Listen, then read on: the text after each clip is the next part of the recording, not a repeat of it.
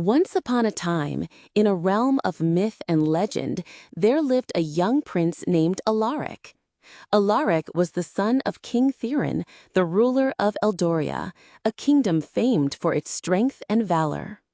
"My son," said King Theron one morning, his voice echoing in the great hall, "the time has come for you to forge your own destiny.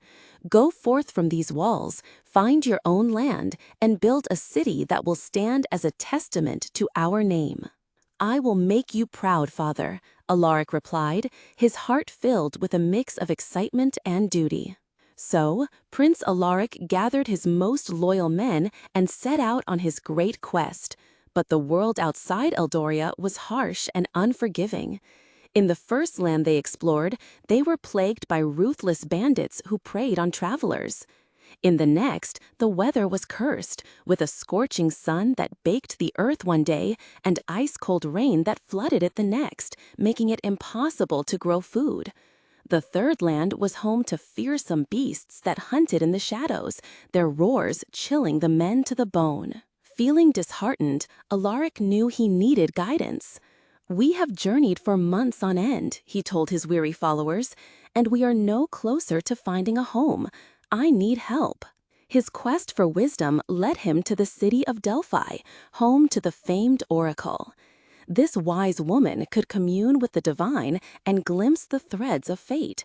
Men from all across the lands sought her counsel, for her advice was always true. However, there was a danger. Those who disrespected the gods or failed to heed her words properly could find themselves in a worse predicament than before. Still, with no other options, Alaric had to take the risk.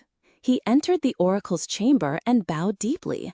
"O great Oracle of Delphi, I have traveled all the way from Eldoria to seek your wisdom. My father, King Theron, has tasked me with building a new city. But wherever I venture, I find only hardship. Thieves, hostile weather, and terrible monsters. Please tell me, where should I go to build my city?" The oracle closed her eyes, and a profound silence filled the room. For several long minutes, she remained motionless.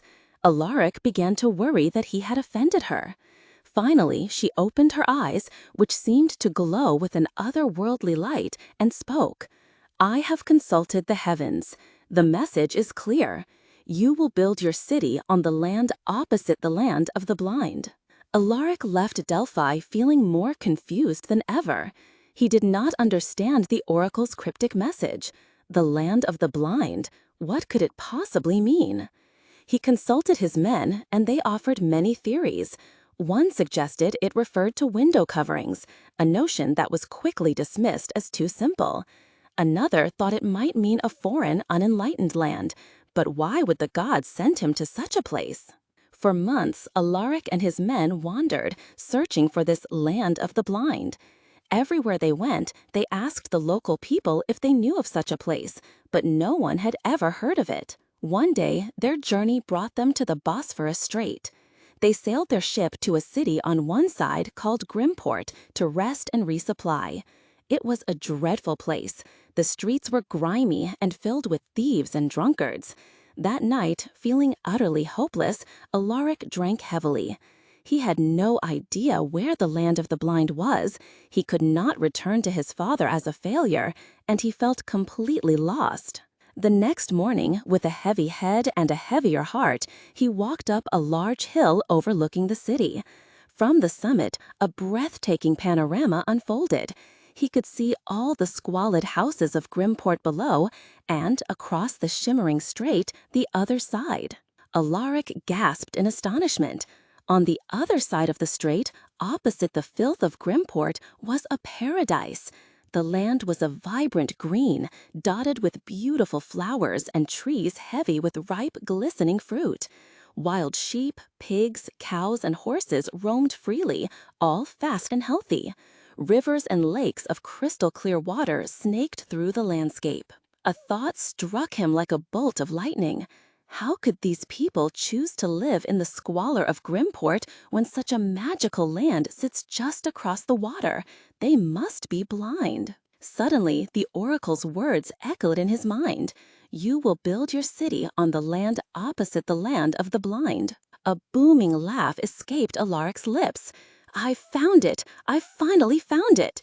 He raced down the hill, his heart soaring with a newfound purpose, and shouted to his men, "Get on the ship! We are crossing the strait!" Confused, but trusting their prince, the men obeyed. When they set foot on the magical land, their exhaustion vanished, replaced by cheers and laughter. There, Alaric founded the city of Viridia. It became a place of riches, beauty, and wonder. Over the years, the city grew in size and importance, eventually becoming known far and wide as the City of Vision, a destination for people from all around the world who came to see the paradise that others had been too blind to notice.